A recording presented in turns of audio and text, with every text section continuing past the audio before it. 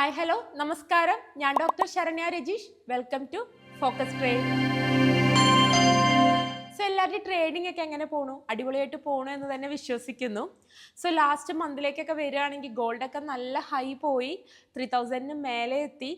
അതിൻ്റെ ഒപ്പം ട്രംപിൻ്റെ ആ ഒരു താരിഫിൻ്റെ ന്യൂസൊക്കെ വന്നപ്പോൾ വീണ്ടും ഒരു ഹൈപ്പ് കിട്ടി. ഇപ്പം അതെല്ലാം കഴിഞ്ഞ് പതുക്കെ ഇറങ്ങുന്നുണ്ട്, ഇന്നൊരു സെല്ലിലേക്ക് വരും എന്നൊക്കെ നമുക്കൊന്ന് പ്രതീക്ഷിക്കാം, നോക്കാം.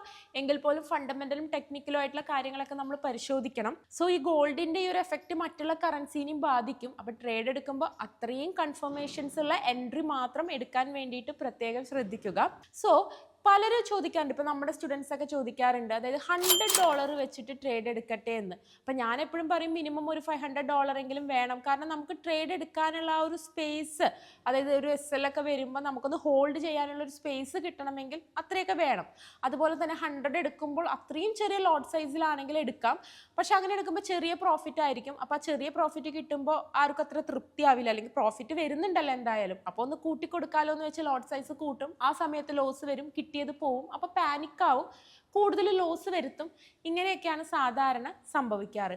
അപ്പോൾ എപ്പോഴും നമ്മൾ ട്രേഡ് എടുക്കുമ്പോൾ ക്യാപിറ്റലും അതുപോലെ ലോട്ട് സൈസും എല്ലാം നമ്മൾ കറക്റ്റ് നോക്കി കറക്റ്റ് സ്റ്റേബിളായിട്ട് വേണം ട്രേഡ് എടുക്കാൻ വേണ്ടിയിട്ട്.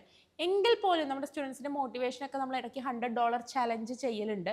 അപ്പോൾ ഒരു $100 ചലഞ്ച് പോലെ ഞാനും ഇടയ്ക്ക് ജസ്റ്റ് ചില വീക്കുകളിൽ ഒരു $100 അക്കൗണ്ട് എടുത്തിട്ട് ജസ്റ്റ് ഒരു വീക്ക് ചെയ്യും. എങ്ങനെയാണ് ഒരു $100 വെച്ചിട്ട് നമുക്ക് മെയിൻറ്റെയിൻ ചെയ്ത് പോവാം, എങ്ങനെ സ്റ്റേബിളായിട്ട് പോവാം എന്നൊക്കെ നോക്കാൻ വേണ്ടിയിട്ട് ചെയ്യലുണ്ട്. സോ അങ്ങനെ ചെയ്ത ഒരു $100 അക്കൗണ്ടിൻ്റെ ഒരു റിസൾട്ട് കാണിക്കാനാണ് ഞാനിപ്പോൾ വന്നിരിക്കുന്നത്. സോ നമ്മളെപ്പോഴും സ്റ്റേബിളായിട്ട് ചെയ്താൽ നമ്മുടെ നമ്പേഴ്സ്, ട്രേഡിങ്ങിൻ്റെ നമ്പേഴ്സ് കുറച്ച് കറക്റ്റ് ലോട്ടിൽ കറക്റ്റായിട്ട് ചെയ്ത് പോവുകയാണെങ്കിൽ, നമുക്ക് കറക്റ്റായിട്ടൊരു പ്ലാനിങ് ഉണ്ടെങ്കിൽ ആ പ്ലാനിങ് അനുസരിച്ച് ചെയ്ത് പോവുകയാണെങ്കിൽ നമുക്ക് നല്ല രീതിയിൽ തന്നെ പ്രോഫിറ്റ് ഉണ്ടാക്കാം. നല്ല രീതിയിൽ എന്ന് പറഞ്ഞു കഴിഞ്ഞാൽ എപ്പോഴും പ്രോഫിറ്റ് എടുക്കുമ്പോൾ നിങ്ങൾ നിങ്ങളുടെ ക്യാപിറ്റലിൻ്റെ എത്ര പെർസെൻറ്റേജ് ആണ് എന്നാണ് നോക്കേണ്ടത്. അല്ലാതെ നിങ്ങൾ എടുത്ത പ്രോഫിറ്റിൻ്റെ എണ്ണമല്ല നോക്കേണ്ടത്. ഇപ്പോൾ $10 കിട്ടി, $10 ഇട്ട ആൾക്ക് $10 കിട്ടിയെങ്കിൽ ക്യാപിറ്റൽ 100% കിട്ടി, അതാണ് നോക്കേണ്ടത്. അല്ലാതെ $10 എന്ന് പറയുമ്പോൾ അയ്യോ അത്രയല്ലേ ഉള്ളൂ എന്നല്ല ചിന്തിക്കേണ്ടത്.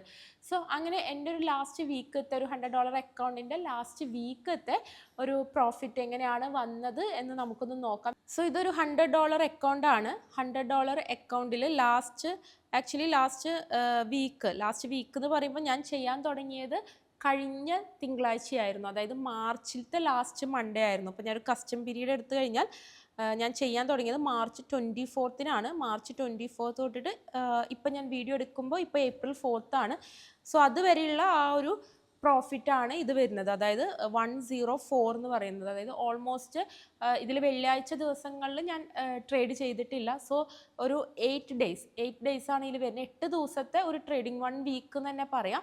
1 വീക്ക് ട്രേഡിംഗ് ആണ് വരുന്നത്. സോ ഈ 1 വീക്കിൽ ഞാൻ ചെയ്തതാണിത്. ഇതിൻ്റെ 104 ആണ് ഇതിൽ വന്നത്, അതായത് 1 വീക്കിൽ വന്ന ഒരു പ്രോഫിറ്റ് എന്ന് പറയുന്നത് 104. സോ ഈ അക്കൗണ്ട് എന്ന് പറയുന്നത് ഒരു $100 സംതിങ് ആയിരുന്നു ഈ അക്കൗണ്ട് തുടങ്ങിയപ്പോൾ ഇതിൽ വെച്ചിരുന്നത്. സോ ഓൾമോസ്റ്റ് 100% നമുക്ക് പ്രോഫിറ്റാണ്. അത് ജസ്റ്റ് 1 വീക്ക് കൊണ്ട്, 1 മന്ത് കൊണ്ടല്ല, 1 വീക്ക് കൊണ്ട്, 8 ഡേയ്സ് കൊണ്ട് നമുക്ക് 100% പ്രോഫിറ്റ് കിട്ടിയിരിക്കുകയാണ്. സോ ഇവിടെ നോക്കുകയാണെങ്കിൽ ഞാൻ കൂടുതലും ഗോൾഡിലാണ്, സ്കാൽപ്പിംഗ് ആണ് ചെയ്യൽ. പക്ഷെ അല്ലാത്ത ചില സമയങ്ങളിൽ ഇപ്പോൾ നിങ്ങൾക്ക് കാണാൻ പറ്റും, യൂറോ USDയിൽ ചെയ്തിട്ടുണ്ട്, അതുപോലെ തന്നെ AUD USDയിൽ ചെയ്തിട്ടുണ്ട്, അതുപോലെ തന്നെ GBP CAD ചെയ്തിട്ടുണ്ട്,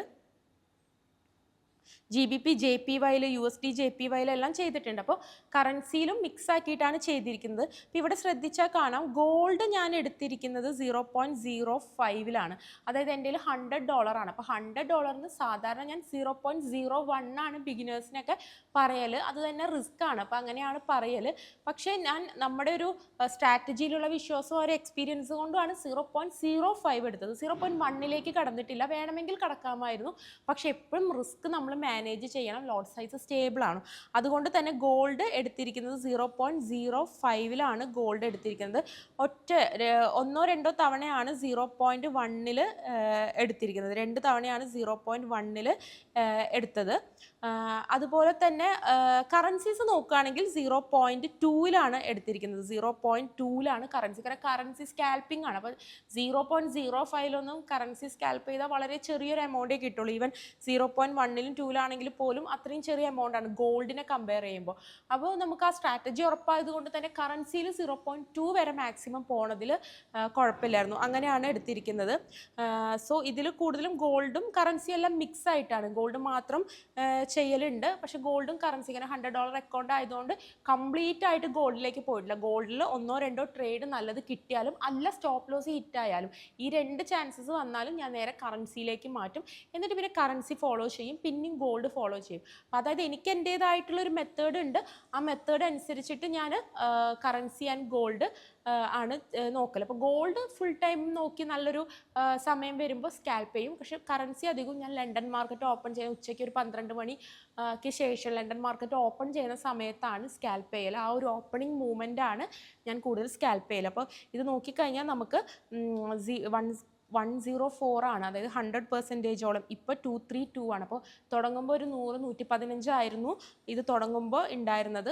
തുടങ്ങിയത് കുറച്ചു കാലം അവിടെ വെറുതെ വെച്ചിരിക്കുകയായിരുന്നു. അത് കഴിഞ്ഞപ്പോൾ ഇങ്ങനെ ഒരു $100 ചാലഞ്ച് തുടങ്ങാലോ എന്ന് വിചാരിച്ചിട്ട് ലാസ്റ്റ് വീക്ക് ജസ്റ്റ് ചെയ്തതാണ്. സോ 100%ഉം കിട്ടി. അപ്പോൾ നമ്മൾ പെർസെൻറ്റേജ് വൈസ് 100%ഉം കിട്ടി.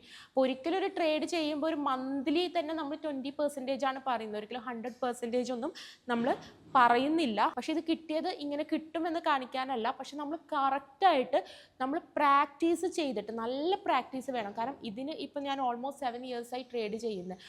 അത്രയും ഞാൻ പ്രാക്ടീസ് ചെയ്തിട്ട് ഇപ്പോൾ റീസെൻ്റ് ആയിട്ടാണ് എത്രയും നല്ല ട്രേഡുകൾ എടുക്കാൻ പഠിച്ചത് എന്ന് പറയാം. അതായത് ലോസ് വരുത്താതിരിക്കാനല്ല, ലോസുകൾ വരും. പക്ഷേ എടുക്കുന്ന ട്രേഡ് അത്രയും നല്ല ട്രേഡുകൾ നോക്കി സ്റ്റേബിളായി ഡെയിലി ഒരു ട്രേഡ് എടുത്താൽ മതി. ആ ഒരു ട്രേഡ് നല്ല ട്രേഡാണെങ്കിൽ അവിടെ വെച്ച് നിർത്താനും പഠിച്ചു. അപ്പം അങ്ങനത്തെ ഒരുപാട് കാര്യങ്ങൾ സ്റ്റേബിൾ ആവാൻ മെയിൻലി പഠിച്ചു. അപ്പം അങ്ങനെയാണ് ഇങ്ങനെ വരുന്നത്. അപ്പോൾ ഇത് വെച്ചിട്ട് നമുക്ക് $1000 ഉണ്ടെങ്കിൽ ആ വീക്ക് 1000 ഉണ്ടാക്കാമെന്നല്ല. 1000 ഉണ്ടെങ്കിലും 0.1 ലോട്ടേ എടുക്കുള്ളൂ. ഒരിക്കലും 100ന് 0.05 എടുത്തതുകൊണ്ട് 1000 0.5 എടുക്കില്ല, 0.1 മാത്രമേ എടുക്കുള്ളൂ. അപ്പോൾ $1000 ആണെങ്കിൽ നമുക്കൊരു മന്ത് എന്തായാലും സ്റ്റേബിളായി പോയാൽ 30-50% ഒരു പഠിച്ചു കഴിയുന്ന ആൾക്കാർക്ക് നന്നായി പഠിച്ച് പ്രാക്ടീസ് കഴിഞ്ഞാൽ നമുക്ക് എടുക്കാൻ പറ്റും. പക്ഷെ അതിന് വേണ്ടത് പ്രാക്ടീസാണ്. അതുപോലെ നല്ലൊരു സ്ട്രാറ്റജിയും നല്ലൊരു മെത്തേഡും വേണം. സോ നമ്മുടെ ഫോറസ്റ്റ് മാസ്റ്ററി കോഴ്സിലൂടെ നമ്മൾ നല്ല നല്ല സ്ട്രാറ്റജീസ് പറഞ്ഞു കൊടുക്കുന്നുണ്ട്. ഞാൻ യൂസ് ചെയ്ത് ഇപ്പോൾ ഈ ട്രേഡുകൾ എടുക്കാൻ വേണ്ടിയിട്ട് ഞാൻ യൂസ് ചെയ്ത് വളരെ സിമ്പിളായിട്ടുള്ള മെത്തേഡ്സാണ്.